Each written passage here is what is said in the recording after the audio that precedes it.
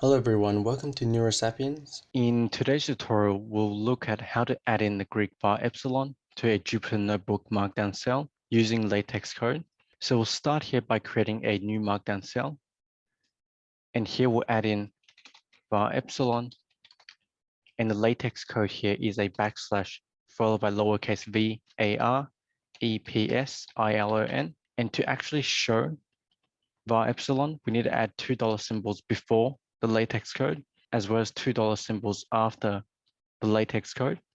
So now when we run the cell, we have the Greek Varepsilon here centered in the middle of the Jupyter Notebook Markdown cell. So this is how to add the Greek Varepsilon to a Jupyter Notebook Markdown cell using LaTeX code. If you found this tutorial helpful, please give it a thumbs up, subscribe and click the notification bell for weekly videos.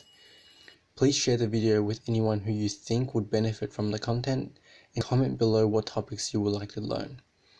If you would like to support this channel and have the means to do so, the best way will be via my Patreon link in the description below. Happy learning and I'll see you in the next tutorial.